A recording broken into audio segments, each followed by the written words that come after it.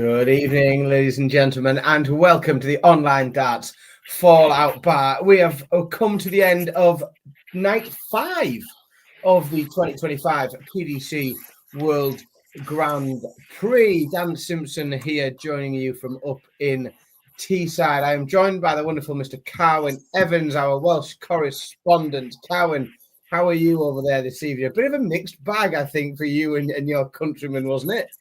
Yeah, it was. At one point, I think it was something like 15-2 to Wales in legs, and then it went dramatically downhill from there, really. But funny all night at darts, wasn't it? It sort of had a bit of everything, and what looked like could being a bit of a disaster turned out to be an absolute classic. And probably, I guess most of us going the way we'd expect them to, maybe before a dart was thrown. Yeah, I think there was. We did suffer a little bit from that, the one-way traffic that we have seen, unfortunately, a lot this week. And then, I mean, obviously there's the highlight of the evening, which I'm sure that we will come to, where it very much went to the wire. But yeah, another evening that all but one game could be summed up a little bit as one-way traffic, but it certainly seems to have caught the attention of the subscribers and followers and folks that like to get involved in the chat room. We've got a lot on already. James is here, as is Gordon. Matthew Jonesy's in again. He's been with us all week this week. Jamie is in. I haven't seen much of Jamie this week. Daz is back, as is Michael. Ian's here as well. Really busy already in the chat room tonight. I think we are getting towards the business end of the tournament. People are paying a little bit more attention. Dan Lucas is in as well. Good to see you. Great showman. Yeah, it's really busy in the chat room. I do think, let's be honest, we have got to Friday. Those that have to get up very early for work have managed to see it through to the end and then come and stick with us a little bit at the end of the evening. I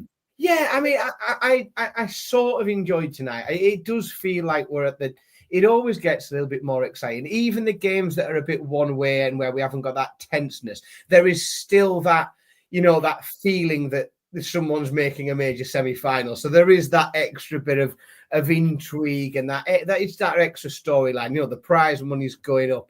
I thought it was quite a watchable evening, but we'll talk through it all. Then we'll get to some predictions. It's a Friday night, so I think I might even treat myself to a glass of predicting wine a little bit later this evening. Here we go. A Friday.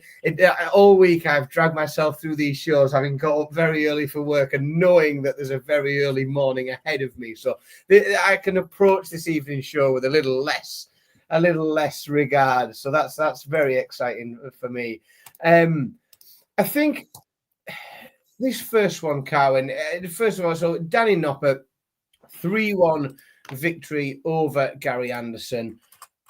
The overwhelming feeling seemed to be, both among the three of us on the show last night and in the chat room as well, I think that, it sort of everyone echoed the same feeling.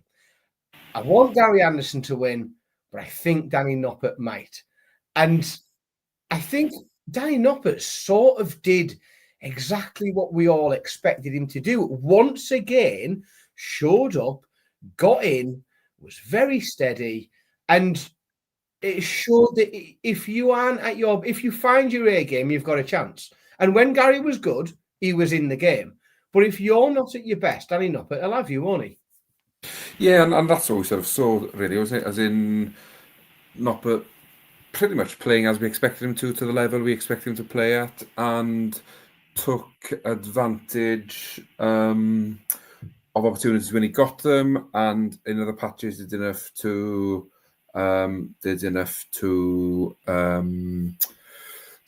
just pip Gary, really. As in, it was an entertaining game. I really enjoyed it. As in, you almost wanted the fifth set just to sort of prolong the game, because I thought there was not much in it. Averages suggest that. But yeah, Noppert just sort of, I wouldn't say he was in control, but he seemed the most likely of the two players to go on and win the game. He was the more consistent towards the beginning and the end of the legs.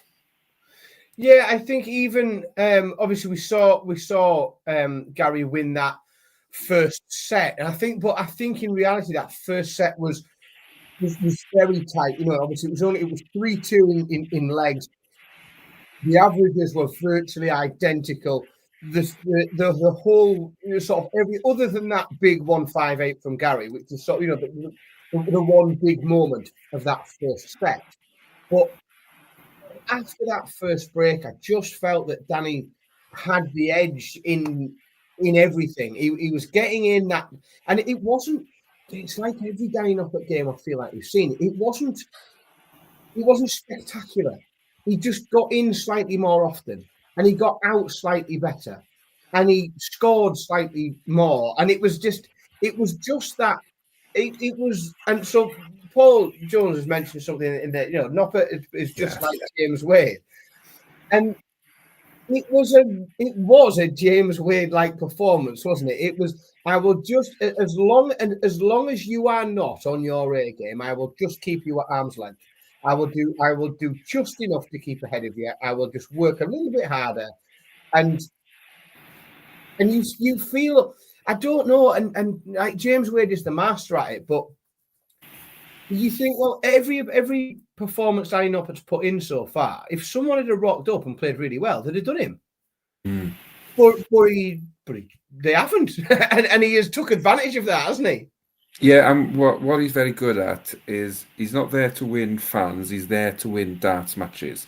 And he does that, as in he will play the game at his pace, with his rhythm, the way he wants to play it, and will just do enough to win a game of darts. And it seems to be the constant thing with Noppert from one tournament to the other, as in he's not phased by his opponent. He's not phased. If they play better than him, they probably beat him. But if it comes down to a double here or needing a big finish there, and he hits it, more often than not, he wins that game of darts. And it's a shame really that he's not a bigger character, because I think we'd see more of him at a certain Premier League. I don't think he's enough of an entertainer to warrant that, but he's a wily old character when it comes to the majors. Yeah, he's certainly seen. Obviously, you know, that big UK Open win. That's the big sort of highlight reel moment within his PDC career. But when you look across it, it's littered with semi-finals. You know, World Masters semi-final earlier this year. He's a match play semi-finalist. He's a Grand Prix semi-finalist 2 times. 2-time European semi-finalist, semi-finals, Players Championship fight. You know, he has made a career of just working his way through tournaments. And whilst he hasn't had that huge glory moment, if you discount the UK Open, it's very impressive. So he works his way there into the top 10 this evening. So within that, the Werner ladder of rankings, I'm sticking with them. I did find all of our contractors using Werner ladders over the summer, which was I was quite impressed with. And they did have, I've not mentioned this week, but I veer off slightly, but it was quite good. So when I was at the match play, I was in the fan. Spent a bit of time in the fan zone at the match play. And we have all the sponsors have a little, the little games that you can go and play. Village Hotels go and have 3 darts at this, and Foster's have a bit of something going on. And Werner Ladders had a excellent one, which they called Gravity Darts. I don't know if I've bored you with this before. So what they did was they had a Werner step ladder and a dartboard that was just sat on the floor. And you had to climb to the top of the step ladder, and you had to throw darts from the top of the step ladder, gravity into the floor. Absolutely superb. Like, what a canny little game. Very safe as well if you play with children. So the reason I do big them up occasionally is at the end of the match play, I ended up with that board, the Werner ladder board, which is in my garage. And my kids currently now play gravity darts off a ladder in the garage. Nice. So I do like to give them a bit of a shout out. But I digress. Danny Noppert has found himself in that ladder ranking in the top 10 now. He's moved up 4 spaces so far in this tournament. And, it's You couldn't argue for a moment that he isn't a top 10 player. You know, he comes up against players now, and when you see him play people on the telly, if he's playing somebody outside the top 10, whilst the bookies might not agree, we make him the favourite. You know, we sit and think, Danny Noppert, well, he'll do him. He's good enough, and he'll play, and he'll do what Danny Noppert does. He'll be steady, and he will wade his way through. And yeah, I just think it's really impressive. I'm very happy for him. I think he's a nice, a lot gets said about how much of a big character he is, and how much of a showman he is. But I think he comes across. As a really nice chap. I think he comes across as a nice fella. I think he's just he's a bit different to a lot of the others. He wants to turn up and win games. It's his job, and he does a bloody good job of it. You've got to be a really, really good player to beat Danny Noppert, especially on the telly. And it's the right time of year. It's his second semi-final of the year. He's playing in everything. So, we're going to see a lot more of him on telly in the coming months. I don't know what much we can read into the Gary Anderson performance, other than I think a lot of people hoped for better. But we have become a little bit used to getting to a point in a tournament where we get a performance like this from Gary, haven't we? Yeah, it's sort of...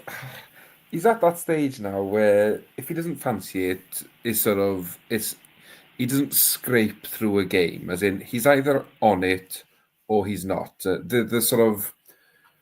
The A game's there, the C game's there. Is the B game? I don't know if it is anymore. It's sort of he enjoys playing darts, or he wouldn't still do it. I think he enjoys being on the tour, or he wouldn't still do it. But I do think he sort of, I make a quarter here, I make a last 16 there, and I'm satisfied. As in, he's not chasing anything anymore. And whilst that can make you dangerous, I think the standard of darts some of these players are throwing at the moment, it's hard to see him win anything big again, because I don't think he'll be able to raise his game to the level to beat the likes of Luke Littler or Luke Humphreys, unless it's something like a double in, double out, where it's a bit more of an even playing field because you've got to hit a double to get off.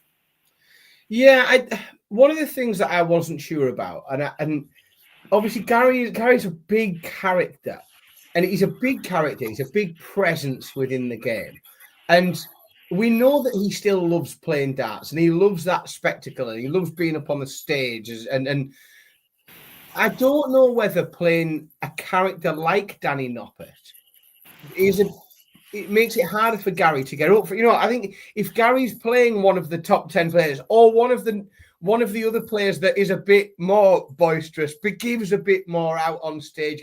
If Gary's playing someone like a Cam Menzies, for example, at this stage of the tournament, someone who has that bigger personality, I don't know if that helps Gary get up for it a bit more, because I think a lot of it in Gary is somebody, he needs that fire lit within him, or you'll get his C game, and unless the fire's lit. And I don't know whether it's just the game of darts anymore. That I think he needs more of that, and I don't know if Danny Noppert offers that opportunity for him to fire himself up.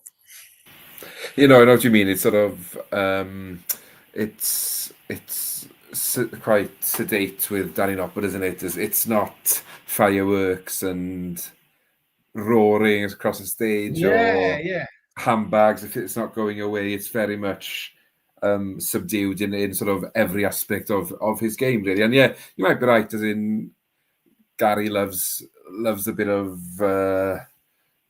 let's call it banter on stage and back and forth, and I guess Danny doesn't offer that, so it does make it harder for you to G yourself up, especially maybe as I mentioned, Gary's not there chasing money anymore. He's just playing the game for the love of it and pocketing whatever he does pocket at the end of each tournament.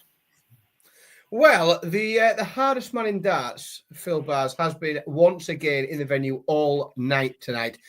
Spoken to all of the winners. We've got some clips and excerpts from interviews so far. It does look only a short interview. I'm not sure what Danny. I think we're getting quite used to short Danny Noppert interviews, aren't we? All week we've had just a few seconds of him, but let's have a little listen to see what Danny Noppert had to say to Phil Bars at the end of that game. I try to be good like Michael, but he's of course he's best Dutch player ever been.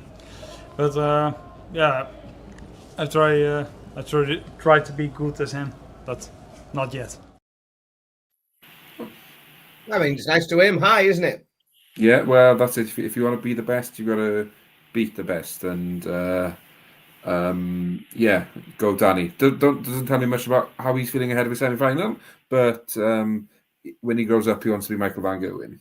Yeah, well, don't forget, folks, the interviews or the clips that we do play on this show are just small excerpts of the full interviews, which will be after this show available in full on the Online Darts YouTube channel. So who knows? Danny Noppert might have had hours of commentary and comments to make about his upcoming semi-final, and you will only find that out if you go and hunt that interview down on the YouTube channel. So moving on to game number 2 this evening, which was a game that I'm sure you were very, very pleased to watch, Carwin, but again, it sort of went exactly as we thought, didn't it?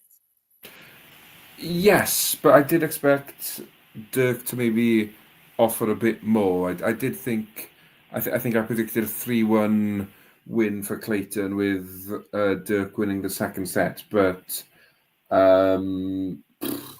Dirk just wasn't there at all. I think 9-1 in legs, as in from a Johnny Clayton point of view, obviously delighted that he's had a sort of such an easy quarterfinal, because obviously from here on in, if you want to win, you're gonna have to play pretty special. So he'll be relieved to get up and off that stage in extra quick time. But it seems to be the thing with Johnny at the moment. I was talking to a friend after the game, and we were like, it's a rarity for Johnny to lose in the first or second round. He seems to sort of go deep in most tournaments he plays in, and with him smiling as well, as he mentioned pre-match, he's a dangerous player, and I think obviously we'll talk predictions later, but I think having watched all 4 quarterfinals tonight, he'll be happier playing Littler than playing Price in the semi-final, purely based on the fact that I don't think Luke Littler lives in his head as much as Price does. Interesting. Yeah, but obviously delighted for Clayton, as in it's sort of he's doing everything right to get himself into a Premier League spot next year. I think he does need maybe to win something and a good run in the Worlds, but all the signs are there for Clayton sort of getting back to where he was when he was at his best a few years ago. Yeah, well, this is 5 television tournaments in a row, like on the bounce. 5 times when we've had a PDC big tournament on the television in a row, Johnny's made at least a semi-final. Yeah, and he's made a final in 2 of them. Like you do feel that he is on the cusp of picking a pot up, don't you? Because if you put yourself there enough times, sooner or later it has to happen, doesn't it? And I agree with you. I do believe he is at the very, very top of the sport. And this year there is only Luke Littler, I think, that's earned more money than him this year. It's a really, really exciting time, I think, for Johnny Clayton, because there's a lot of darts to come, and he's had such a good year so far. I think it's very exciting. I thought he played really well. Again, Johnny's very steady, isn't he? In that not a lot affects him. No, there's not a lot of other things affect him. If your opponent's having a nightmare, if your opponent can't get in, if they're all of a fluster, Johnny just keeps coming back to the hockey, throwing his darts. I thought he did very well to stay very focused. I think that's a really, really good sign. But I don't think I could say enough good things about what I've seen from Johnny this year. Even just the stuff we see from him in interviews, I think is very positive. I think his mindset's really good, and the way he's approaching the game is excellent. But yeah, really, really top work. Dirk was a bit underwhelming, but I did think that he would. I did think we would get to a point where he would run out of steam a little bit, and I think that's sort of what happened. He just didn't offer what he's offered earlier in the week, and Johnny took advantage of that. I think it was, and it became a little bit procedural after a little while. It was inevitable, wasn't it? After a little bit of time. Yeah, it was, and a bit shameful Dirk really, because I think he'd played well up to this point, and he maybe didn't get a good night's sleep. Well, yeah, that's it now, and obviously he'll fly back to the Netherlands, and that's the end of his sleep routine. So kids are gonna have him awake every night now. I know. I share his pain. I know. Yeah, so I think he'll just be a bit disappointed with how it's ended. Had he lost to Clayton 3-1, 3-2 and put up a fight, you can almost accept it. I lost to a better player, but I think he'll be going back to his hotel tonight, or maybe flying back tonight. I don't know what his plans are, but he'll be a bit like, I didn't offer anything. I just rolled over. The frustrating thing. I think it's easy to take. You know, when you look at a player like Johnny and you think, you know, five major semi-finals in a row, you know, at least or better. And you think, yeah, losing to him in a quarter final, you know, you're happy to take that on the chin. But you want to make it competitive, don't you? You want to have put, or you want to at least feel like you made him work for it. And I don't think he will feel. I think, you know, I don't think Johnny did have to work for that. I think it was gift wrapped. We have got a little bit. We've got a word from Johnny, a little bit more, a few more words than we had from Danny. Let's have a look. Let's check out what Johnny made of it all. Gezi sat there yesterday, and when everyone else is scared of Luke, he's the only one that's not. Do you believe that? I think an honest answer is you have to be scared of him. Well, the two Lukes, obviously. Them two are pushing bars where we're all following, you know.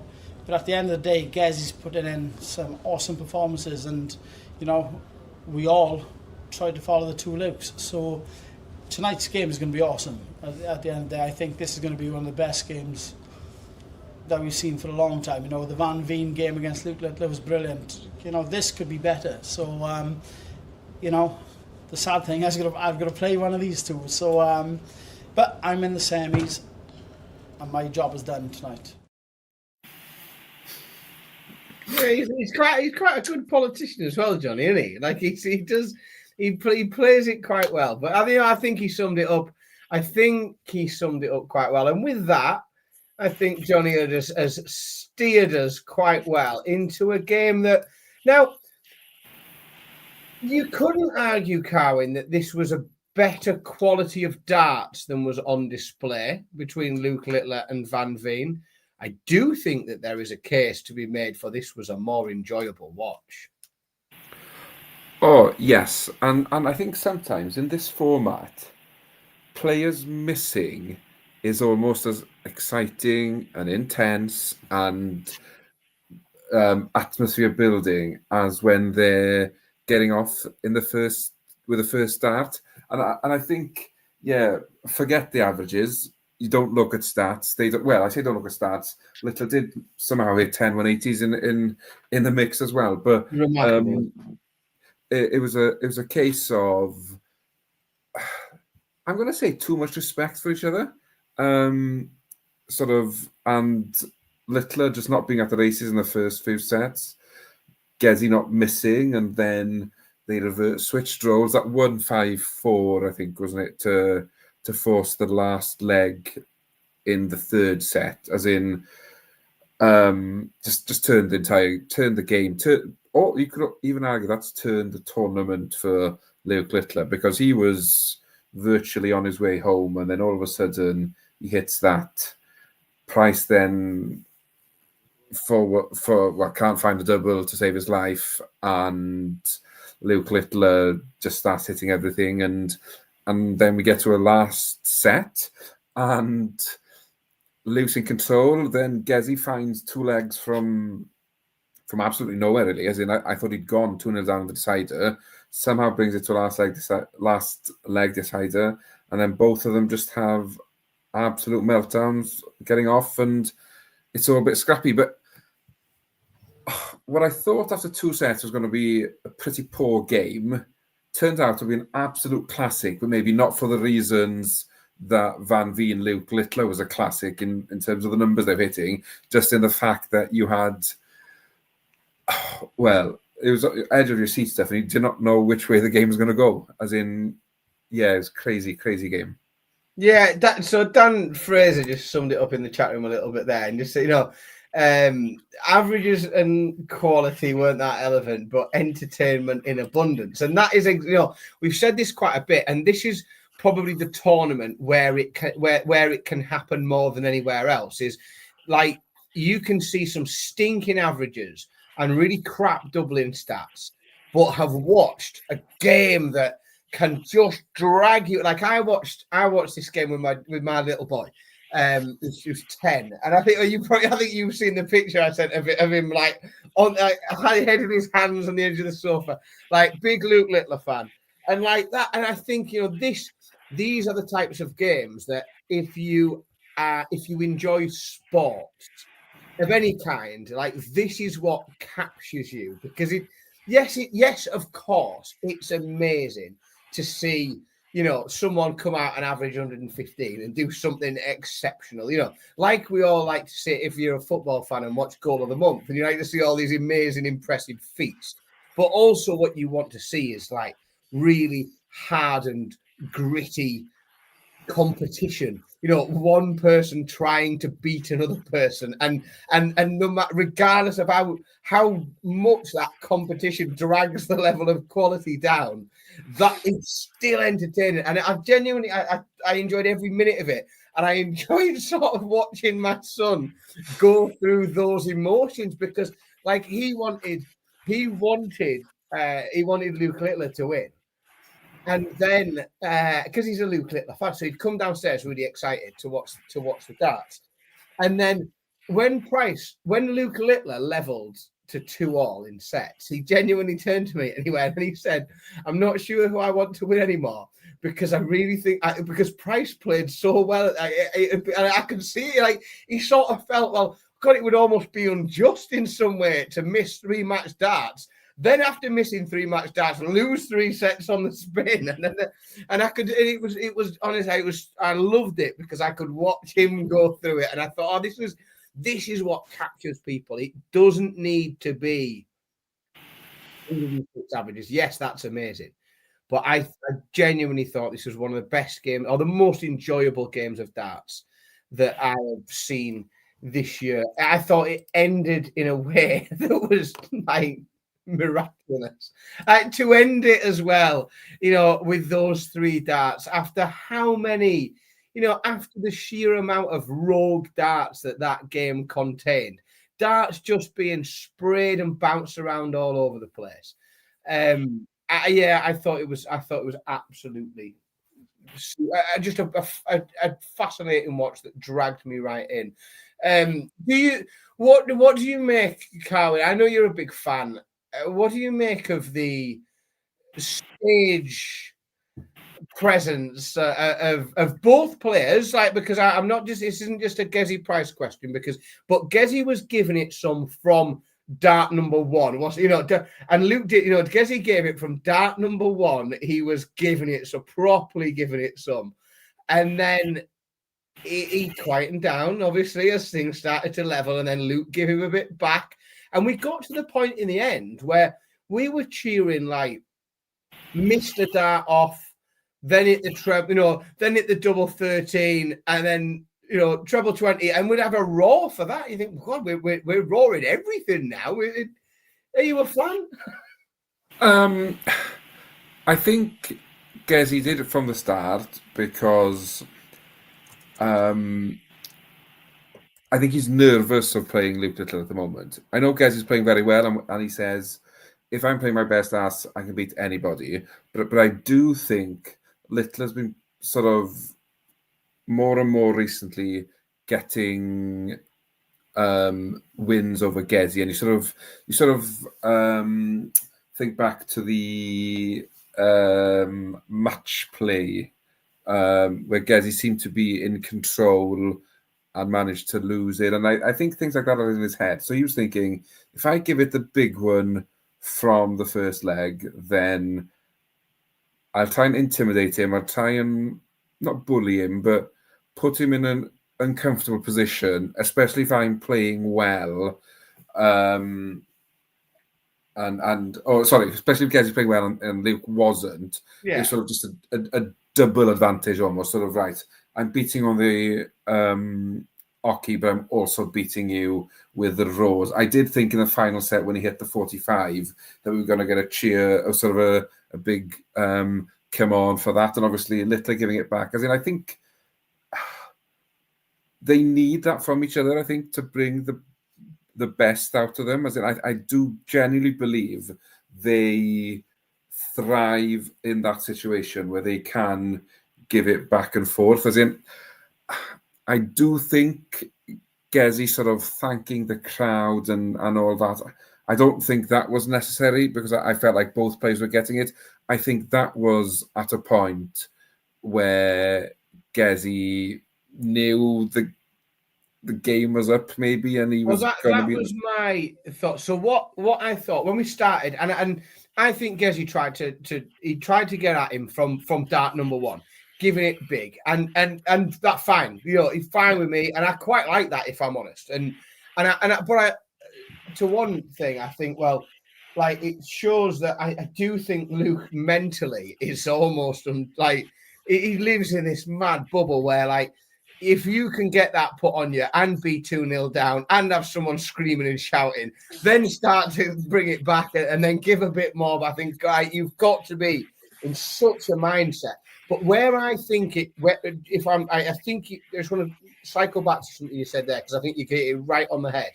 I think all the time that Gezi is giving it some when he's getting off straight away, and he's giving it one, and he's hitting a 180, and he's giving it one, and he's winning. Every time he won a leg, we were getting a raw. I think all of that is benefiting him, and maybe getting at his, or is him trying to get his opponent, but it's him geeing himself up. I thought the moment that he turned and started interacting with the crowd, I don't see any positive in that for him. I don't see that.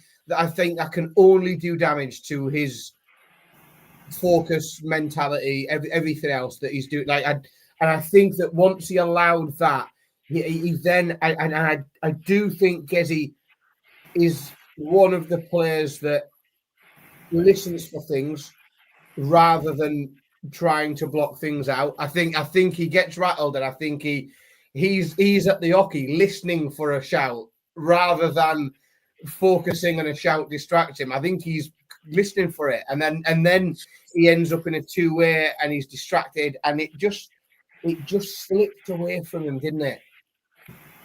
It did, and I think that sort of stems back to the time when he was getting it from the crowd left, right, and centre. I felt like the crowd were geeing both players when they're missing doubles at the start. Was there anything specific said? I couldn't tell from watching the television, but I do feel like he sort of let that get to him more than Littler, and I think towards the end of the game, Littler probably handled everything a little bit better, and just obviously you're 2-0 up against defending world champion, you're gonna get annoyed if you let him back into the game. So I completely get that, but I just feel like had Gezi shown enough composure, there was enough misses from Littler for him to be confident of still winning the game. I don't feel like Littler was playing that well where you knew he'd run away with it. And I think Price's the occasion got to Price, I think, a bit too much tonight. And yeah, I think that's what probably cost him in the end. I think you might be right, my friend. Right, let's have a little listen to what Luke Littler made of it, and then we can have a chat about that afterwards. So we've got a clip here from Luke's interview. Yeah, a little bit. Obviously, I just laugh to myself when he hits his double and holds throw and gives it. I'm just like, you've held your throw, guys, come on. But that's what he does. Obviously, I started to get back into the game. You might not see it, but it definitely slows you down a bit. But I've just got to keep my head, and then I got back into it and won the game. And did you give him a bit of his own medicine? We saw you give it once and then give it again in the same bit. Was that just to remind him I'm in front now? Yeah, I think the whole of that last set we were both giving it a little bit. I went 2-0 up. Said to myself, "You guaranteed to hold the throw here," but couldn't hold. But then that last leg aside, I just had to go. Do you know, I never quite get over it. It's very easy to forget that it's his first time round at this, isn't it? You know, it's very easy to forget he's only 18 and he does oftentimes speak. Even just the level of banter is often one of a man, you know, much older or wiser than he is. But yeah, really impressive. And it's that, I think if he maintains that and he can keep it, because he's so aware, I think, in the game as well. You know, Gezzy's given it some, and he's roaring, and there's so many opponents would find that so distracting. And if he's able to sit there and just think, yeah, it was just a hold, mate. All right, it's all right. I'll hold mine now. That's okay. And that consciousness of being in the moment, I think, is very, very impressive. Right, so final game of the evening, final quarterfinal. Luke Humphries 3-1 victor over Cameron Menzies. And I am conscious, Carwin, of becoming a little bit repetitive about Luke Humphries this week and saying the same things over and over again. A little bit like I am with Danny Noppert, because I feel like the story, whilst different players, the story of all of their games so far in the tournament has been quite similar, hasn't it? In terms, you know, they keep replicating. And I think that Luke did that once again today, is without being spectacular, without showing us everything that he had, without revealing his hand, so to speak, of where he's really at the minute and what he can do. It was him with his hand out like that while a much smaller person threw missing punches, wasn't it? It was he had his hand on his opponent's head while punches flailed and missing, and just at arm's length, wasn't it? It was, wasn't it? And sort of every time Menzies threatened to make a game of it, Luke Littler would get off first dart, find a treble 19, and whatever with the third dart. And he just made sure that he was that little bit in front. And I think credit to Cameron Menzies. I think he put up more of a fight than maybe some people were expecting, and he made a game of it in patches, but like we often see with Menzies, unfortunately, in key moments in matches, he misses. He to the opposite of doing the right thing at the right time. He does the wrong thing at the wrong time, and I think that third set was probably obviously not the end of the game, but I felt like he missed an opportunity in that third set to really put Humphries under pressure, because you put Humphries under pressure in this format, you've got a chance, because it's different to any other format you play, in the fact that you've got to hit two doubles in a leg, and they've all struggled at times to get off in legs. But obviously I can't say that Menzies would have won the game had he pinched the third set, but he'd have put himself in a very strong position. And then once he lost that sort of, was it the third leg on in the third set on throw, it was just the writing was on the wall then. And from there on in, Humphries took control, and Menzies just seemed to lose that fighting edge he'd had in him for the first half of the game. Yeah, I do. I think Cam Menzies came. The reason I use the analogy of the, you know, sort of hand on your opponent's head while he's through this, because I do feel like Cam Menzies came out swinging. Like I do. You know, I feel like he turned up to play darts, and I think he certainly started off very, very well. He did some gorgeous things. I mean, the 160 checkout was like, you know, and then you wonder if things like that can, what happens? You know, what happens next? What happens? But again, of course, what happens next is the world number one just goes, right, thank you, very nice, but I'll just keep doing this now. This is what and yeah, it was a very, very professional performance, very like a really, he just dominates, doesn't he? And I do think though, the draw so far that Luke Humphries has had, Nathan Aspinall, name as he is, didn't really show up to that game, played crap and got beat 2-0. But he offered very little. And then Ratajski and Menzies, neither have pushed Luke Humphries. And Luke Humphries has managed to get to the semi-final without anyone really landing a blow on him. Without he's completely unscathed at the moment. He's had a very, very easy ride of it. Unlike most of the rest of the semi-finals. So it will definitely be interesting to see, because he's going to have to. There comes a point, I'm afraid, in this tournament where what Luke Humphries has produced so far, whilst it's been very professional and very good, won't be good enough, because he's going to bump into someone playing better than he has played so far, and he's going to have to up it a little bit. He's gonna have to offer a little bit more. And, I mean, he's got it, but he's gonna have to.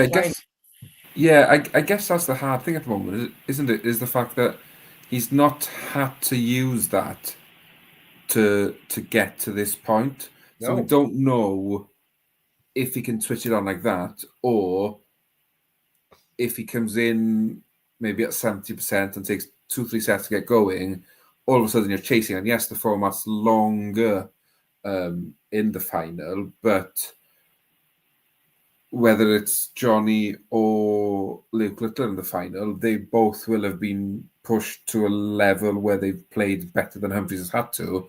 And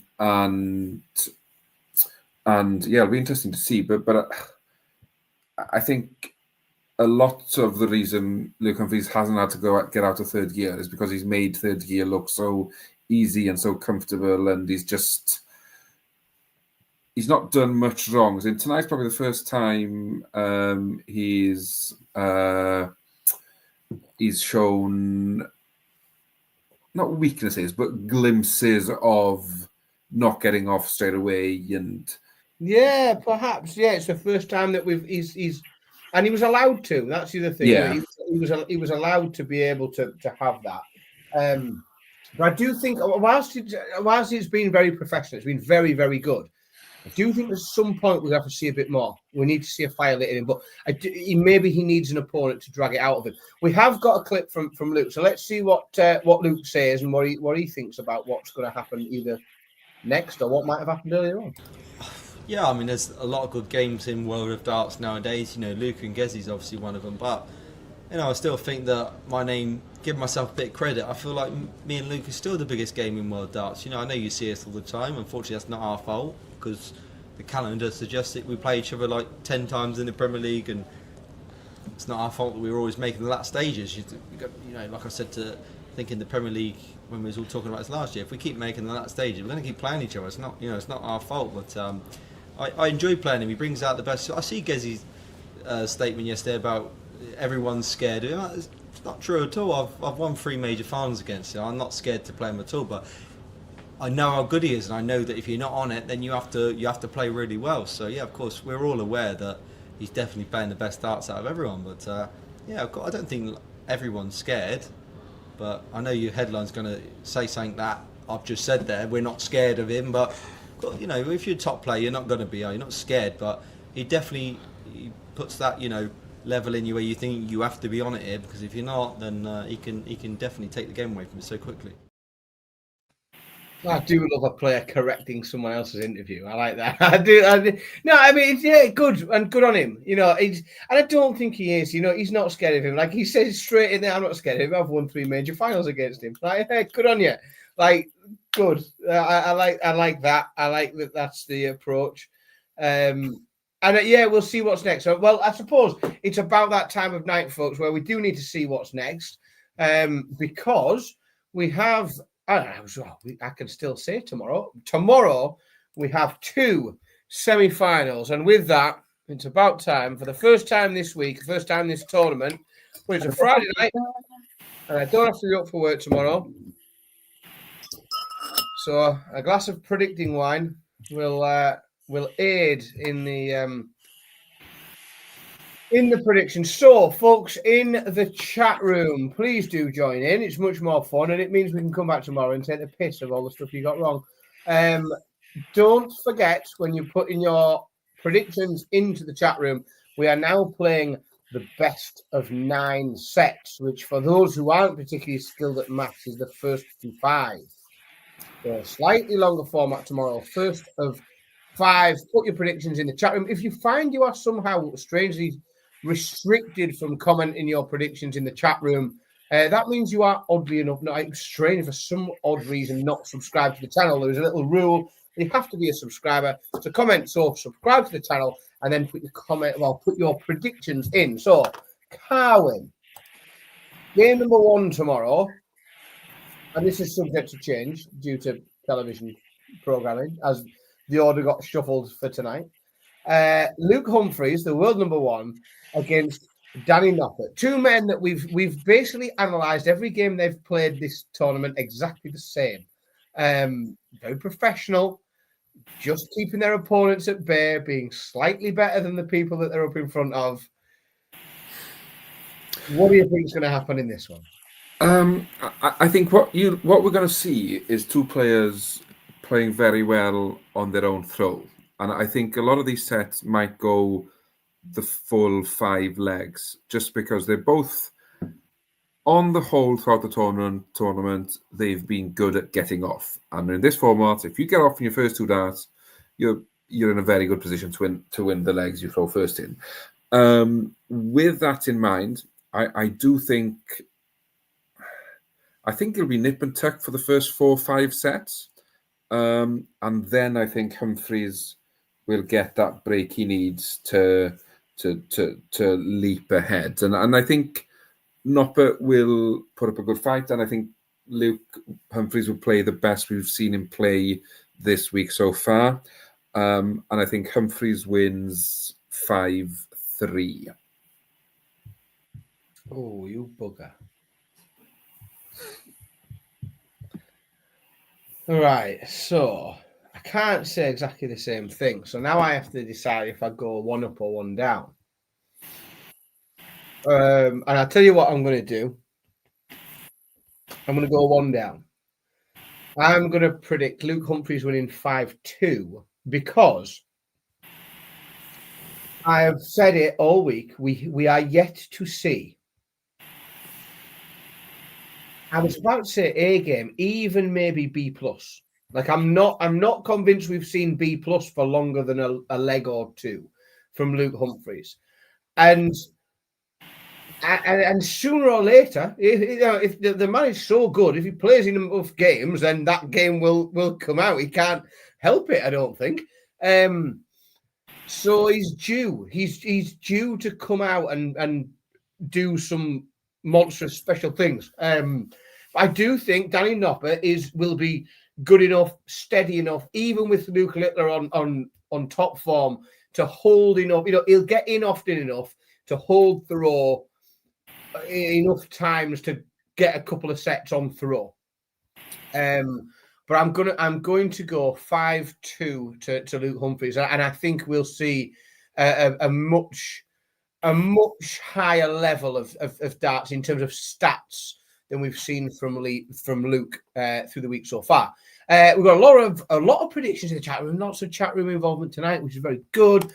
Jonesy's gone Humphries 5-3. I think it might be quite one-sided, this. Dan Fraser's gone Humphries 5-2. Daz has gone 5-3. Noppert. Dan Lucas has gone 5-2. Humphries is with me.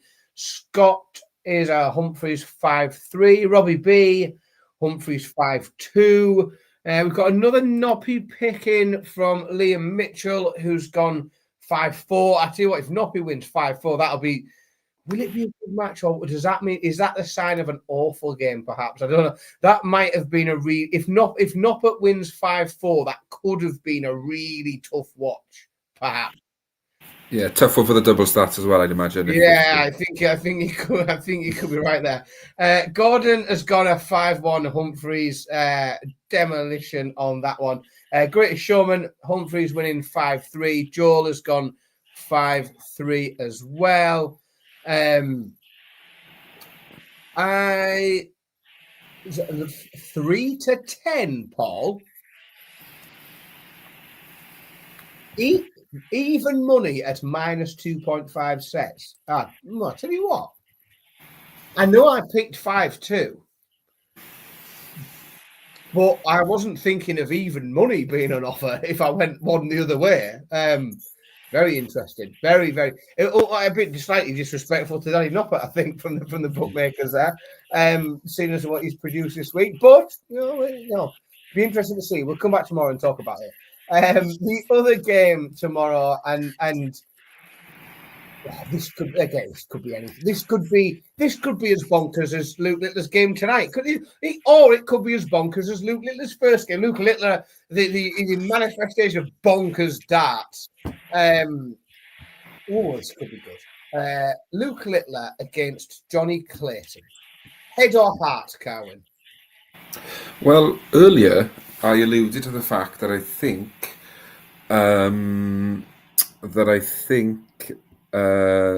Clayton playing Littler would favour him more than playing Price, because it wouldn't be Gerwyn Price living rent-free in Johnny Clayton's head. I think what goes against Clayton is the fact that it's best of 9. And you need Luke Littler to have 5 offsets. I don't think he has 5 offsets.